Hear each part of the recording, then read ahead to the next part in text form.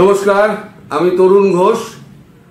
গতকাল রাতের ভিডিওতে আমি বলেছিলাম যে আমার কাছে খবর আছে এবার ভিসার ক্ষেত্রে নীতি পাল্টানো হচ্ছে। আগে যে নীতি ছিল যে গ্রিন লিস্টে বাংলাদেশ ছিল, সেখান থেকে গ্রে লিস্টে চলে গেছে বাংলাদেশ। বিশেষ করে এই আপনাদের টাইগার রবি, আপনারা সব তো টাইগার, সব টাইগার। তো টাইগার রবির যে কাণ্ডটা হলো, টাইগার রবি যেটা করলো, তারপর যে ঘটনাটা ঘটেছে, বিদেশ দপ্তর একদম পরিষ্কার জানিয়ে দিয়েছে যে এখন আর আপৎকালীন ভিসা ছাড়া আর কোনো ভিসা দেওয়া হবে না। যেটা পাকিস্তানের ক্ষেত্রে অফিসিয়ালি আছে, সেটা আপনাদের ক্ষেত্রেও সেই অফিসিয়াল ব্যাপারটা বসিয়ে দেওয়া হলো। জয়শঙ্করজির একটা ছবি দিয়ে একদম পরিষ্কার লিখে দেওয়া হয়েছে, চিকিৎসা এবং আপৎকালীন পরিস্থিতি ছাড়া বাংলাদেশি নাগরিকদের আপাতত ভিসা নয়, জানালো বিদেশ মন্ত্রক। এবার খবরটা যেটা এসছে সেটা পড়ি। চিকিৎসা আপৎকালীন পরিস্থিতি ছাড়া বাংলাদেশি নাগরিকদের আপাতত ভিসা নয়, জানালো বিদেশ মন্ত্রক। বাংলাদেশের পরিবর্তিত রাজনৈতিক পরিস্থিতিতে সে দেশের নাগরিকেরা ভারতীয় ভিসা পেতে বিলম্ব হচ্ছে বলে দাবি করেছিলেন। সময়ে ভিসা না পাওয়ায় গত 26শে আগস্ট রাজধানী ঢাকায় ভারতীয় ভিসা প্রদান কেন্দ্রে বিক্ষোভ দেখান অনেকে। স্লোগান ওঠে, এক দফা এক দাবি, ভিসা চাই, ভিসা চাই। এই প্রেক্ষিতে বাংলাদেশের নাগরিকদের ভিসা আবেদনের ক্ষেত্রে অবস্থান স্পষ্ট করল ভারতের বিদেশ মন্ত্রক। একেবারে নিজেদের অবস্থান স্পষ্ট করে এবার কি বলছে, জানিয়ে দেওয়া হলো আপৎকালীন এবং চিকিৎসার প্রয়োজন ছাড়া আপাতত বাংলাদেশি নাগরিককে ভিসা দেওয়া হচ্ছে না। বিদেশ মন্ত্রকের মুখপাত্র রণধীর জয়সওয়াল বলেন, আপাতত বাংলাদেশিদের চিকিৎসা এবং জরুরি প্রয়োজনে ভিসা দেওয়া হচ্ছে। যখন বাংলাদেশের পরিস্থিতি স্বাভাবিক হবে তখন পূর্ণ মাত্রায় কাজ শুরু হবে এবং ভিসা প্রদানও স্বাভাবিক হবে বলে জানানো হয়েছে। কিন্তু সেই দিন কি আর আসবে? এই একই কথা বলে পাকিস্তানের ভিসা কিন্তু বন্ধ করে দেওয়া হয়েছিল। যেমন পাকিস্তানের ট্রেড বন্ধ হয়েছে, তো সরাসরি বন্ধ, বরাবরের জন্য বন্ধ হয়ে গেছে। ভিসাও বরাবরের জন্য পাকিস্তানের জন্য বন্ধ হয়ে গেছে। এবার আপনাদের বাংলাদেশিদের পালা, আপনাদের নিজেদের দোষে নিজেদের পায়ে নিজেরা কুড়ুল মারলেন। ভারতের তো কিছু যাবে আসবে না। এই যে আপনারা বলে বেড়ান না, সব কথা তো কানে আসে, আমরা যাই বলে আপনাদের দেশ চলে, আমাদের টাকায় আপনারা খান, এসব অনেক কথাবার্তা তো হয়তো। এবার কে কার টাকায় খায়, কে কার টাকায় ঘোরে, কার কত তেল আছে, এবার তেল কিন্তু কাঠের ঘানিতে একদম দুমড়িয়ে মুচড়িয়ে তেল বার করা হবে। একটা ভিসা পেতে গেলে না তেল মরে যাবে। এই যে গতকালকে আমি বলেছিলাম না, আমার কাছে খবর আছে ভিসা সম্পর্কে আইন এখন বদলাচ্ছে, সেই খবরটা আজকে ছাপার অক্ষরে এলো বলে সকাল সকাল আপনাদের সামনে এসে আমি জানাচ্ছি যে গতকাল যেটা বলেছিলাম সেটা আজকে প্রমাণ হয়ে গেল। এবং রবির যেটা কাণ্ডটা করলো তার জন্য এটা তড়িঘড়ি হয়ে গেল। আগে একটা আলোচনা হচ্ছিল, তবুও একটা মোটামুটি একটা স্থিতিশীল অবস্থা ছিল। ঠিক আছে, হয়ে যাবে, হয়তো ঠিক হয়ে যাবে, দেখা যাক। সমস্ত ভিসা সেন্টার গুলো খোলা ছিল, আপনারা যতই হামলা করুন, বন্ধ কিন্তু হয়নি। এবার যেটা রবি যে কাণ্ডটি করলো, তারপর একেবারে ভিসা দেওয়া একদম পুরোপুরি বন্ধ হয়ে গেল। কারণ ভারত বুঝে গেছে যে সেই বাংলাদেশ আর এই বাংলাদেশ দুটোর মধ্যে আসমান জমিন তফাৎ। মানে এই বাংলাদেশের সঙ্গে ভারত কিন্তু পেরে উঠবে না।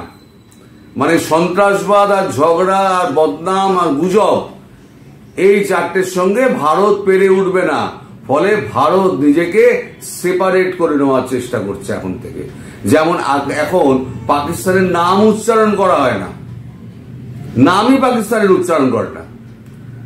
এবার বাংলাদেশকেও তাই করবে বলে পার্শ্ববর্তী রাষ্ট্র, যেমন বাংলাদেশের কথা পাকিস্তানের কথা বলে না, আমাদের পার্শ্ববর্তী রাষ্ট্র সন্ত্রাসবাদে বিদীর্ণ হয়ে রয়েছে, তারা সন্ত্রাসবাদকে প্রশ্রয় দেয়। এবার আপনাদের রাষ্ট্রকেও বলা হবে পার্শ্ববর্তী রাষ্ট্র। আর মোদিজি জয়শঙ্করজি বাংলাদেশের নামটাও মুখে আনবেন না। এর ফলে কি হলো, বাংলাদেশের সঙ্গে ভারতের যে সম্পর্ক যেটুকু টিকে ছিল, সুতোয় ঝুলছিল, ওই সুতোটা আপনারা কেটে দিলেন। এবার যা বিদ্যুৎ টিদ্যুৎ যাচ্ছিল, এইবারে দেখবেন এক সপ্তাহের মধ্যে সমস্ত বিদ্যুৎ বন্ধ হয়ে যাবে, সমস্ত ট্রেড বন্ধ হয়ে যাবে, সমস্ত সম্পর্ক বিচ্ছিন্ন হয়ে যাবে। ভারত থেকে, ভারতের যে হাই কমিশন রয়েছে, যেমন পাকিস্তান থেকে যেমন তুলে এনেছে না, আপনি খুব শিগগিরই দেখবেন, হয়তো এক সপ্তাহ কি 2 সপ্তাহের মধ্যে দেখবেন সব তালাচাবি পড়ে গেছে। ভারতীয় হাই কমিশন থেকে প্রণয় ভার্মা কলকাতা পশ্চিম ভারতবর্ষে ফিরে এসছেন। তখন আপনারা কোথায় গিয়ে হামলা করবেন? এক দাবি ভিসা চাই, ভিসা চাই। মামার বাড়ি নাকি ভিসা চাই? ভারতবর্ষকে উঠতে বসতে গালাগাল করবেন, আর ভারতবর্ষের ভিসা চাই বলে আবার দাবি জানাবেন। এবার দেখুন কোন দেশ আপনাদের ভিসা দেয়।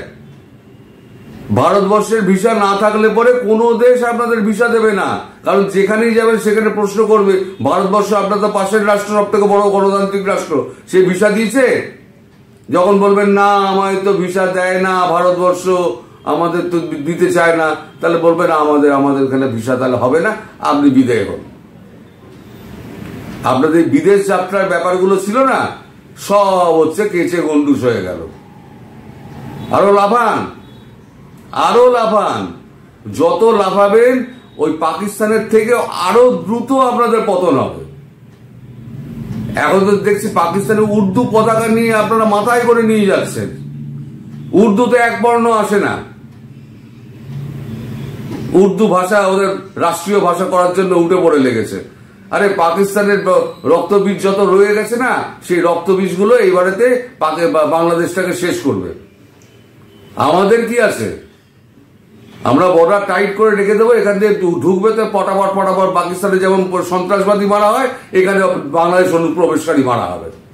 এক জিনিস, তখন আর কোনো বৈঠক হবে না। এই যে এখন বিজেপি আর বিএসএফ এর মধ্যে ফ্ল্যাগ মিটিং হচ্ছে না, পাকিস্তানের সঙ্গে যেমন বন্ধ ফ্ল্যাগ মিটিং, বাংলাদেশের সঙ্গে ফ্ল্যাগ মিটিং বন্ধ হয়ে যাবে, কারণ সম্পর্কই থাকবে না। ফ্ল্যাগ মিটিং এর কি আছে?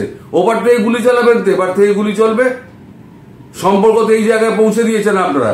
মোটামুটি সম্পর্কে জানবেন, আমি বলেছিলাম না, শেকো বিষ দিয়ে দিয়েছেন, একেবারে গলায় ঠুসে দিয়েছেন শেকো বিষ।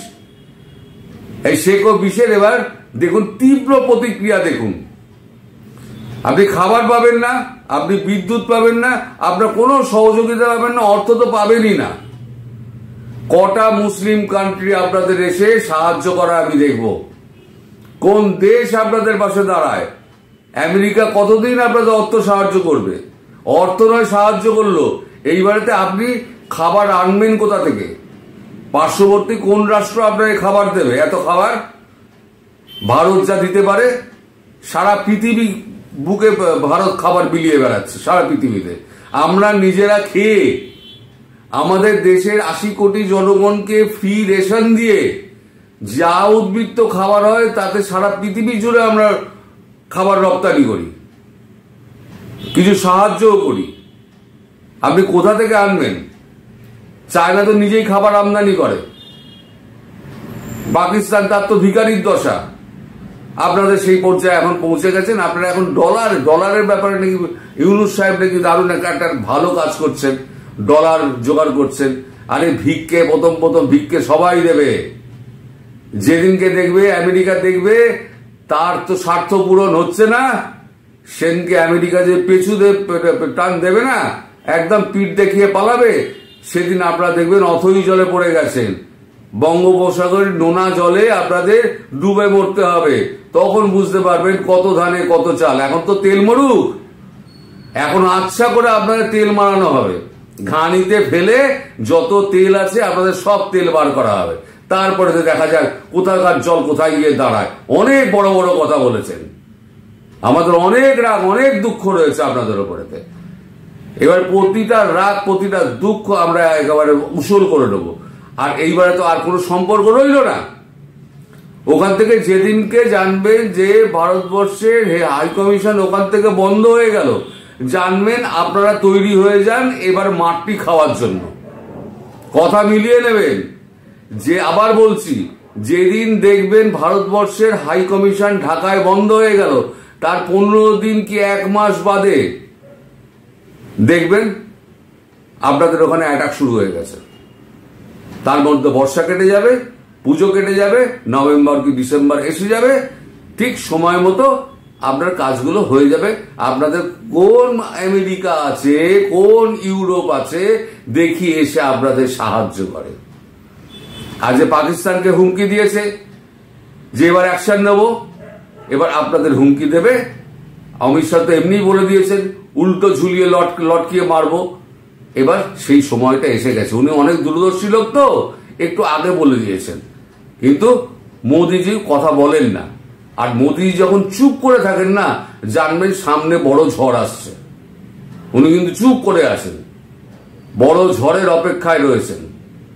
আপনারাও বড় ঝড়ের অপেক্ষায় থাকুন। আমি এই সাবধান বাণী আজকে আবার করে রেখে দিলাম, ডেট দিয়ে লিখে রেখে দিন। আজকে 30শে সেপ্টেম্বর তরুণ ঘোষ এই কথাটা বলেছিল যে আগামী 15 দিনের মধ্যে যদি ঢাকার হাই কমিশন, ভারতীয় হাই কমিশন বন্ধ হয়ে যায়, তার 1 মাস 1.5 মাসের মাথায় অপারেশন শুরু হবে। 30শে সেপ্টেম্বর তরুণ ঘোষ ডেট দিয়ে লিখে রেখে দিন। যদি না আমার কথা ফলে, তাহলে পরে জীবনে আপনাদের সামনে আমি আসবো না। এত বড় কথা আমি বলে দিলাম। সবাই ভালো থাকবেন, সুস্থ থাকবেন, সাবধানে থাকবেন। নমস্কার।